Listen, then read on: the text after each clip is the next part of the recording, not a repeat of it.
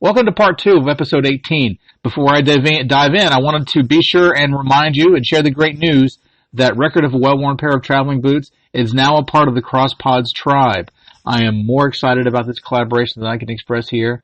So please be sure to check out the CrossPods network for more of the same kind of podcasting you enjoy here. Thanks. And now, part 2 of episode 18, Visiting Mother Jones, Solidarity in Strange Places. This trip taught me to not rate my Google foo as highly as I previously had. But my faith in dive bars, one that I hold on to now even though I don't drink anymore, was definitely vindicated. Walking into Mount Olive, Illinois, I got the distinct impression that my plan to sleep there was probably not going to work out. Mount Olive was a small town holding on to itself. Or it was in 2012. There was still some light industry there, and a whole lot of South Illinois farmland covered in soy. In some ways, it reminded me of the place I grew up, a place fighting itself, jumping the broom back and forth between forging a new identity in post-industrial America and stubbornly waiting for time to simply erase it off the map. This was different than my initial research of the place, which indicated that there were at least 3 industrial sites there. And that made sense to me given the place's history. I followed Route 66 into town. There was a lot of traffic, which I took for a good sign. Small towns where no one needs to get around and there's very little traffic on a decent midweek day around noon already have one lane heading straight into the dust. And I've seen a lot of towns like that, and it's really, really sad. Sadder even than the odd ghost town that is most of Route 66. The abandoned skeletons along Route 66 still serve a purpose and are, even in their disrepair, respected and held on to. When a small town is in the process of dying, and when it knows it's dying, you can taste the rot on the air. Getting there had taken me longer than even my overage of Google's estimate, and I was sort of counting on being able to spend the night there to recharge my batteries and plan the next leg, which was to walk to Carlinville and catch the train north. To orient myself and to maybe have a wee bit of beer, I stopped in at the second bar I found.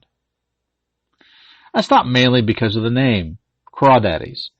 It looked small, local, and I liked the resonance of a New Orleans reference.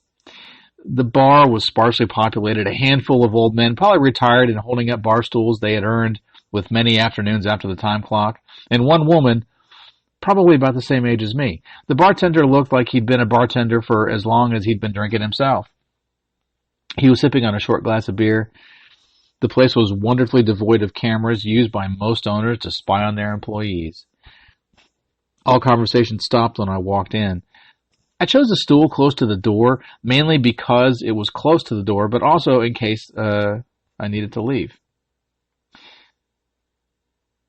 After a few really long ticks of the clock, the bartender ambled over and asked me what I wanted. I told him I wanted whatever light beer they had on tap.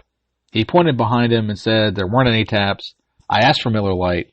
He asked to see my ID and was visually pleased when I paid in cash. When he brought me a deliciously iced cold can of beer, he asked what I was in town for. I told him I was going to visit the Union Miners Cemetery where Mother Jones was buried. He nodded as if what I said read to what his initial impression of me was. I told him I'd walked in on Route 66. He told me the cemetery was on the north side of town, and I thanked him, then ordered another beer and a hamburger. He nodded. I seemed right enough, if for no other reason than my choice in domestic over something overpriced he probably kept back for hipsters and trust fund, quote, radicals. The beer was refreshing and the hamburger was filling. As I was getting ready to leave, the woman approached me. She was attractive, full-hipped, with dark hair. She told me she was heading back to work and could give me a ride to the cemetery and save my feet. I graciously accepted her offer, drained the last of my beer, left a tip on the bar. I'd wanted the third beer, but I knew where that would end. So it was time to go.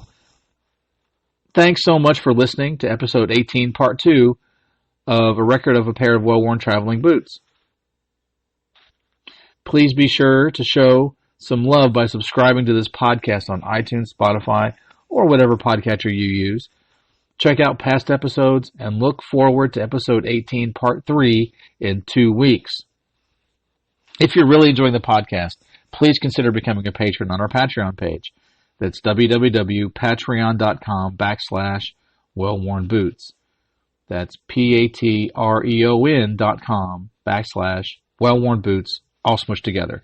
You get additional access, including the special patron-only podcasts, episodes, extra access, and goodies starting at $1 a month. So for the cost of a cup of coffee in $19.95, you can support podcasting and art that you like. Thanks for listening. May the road ever rise to meet your feet.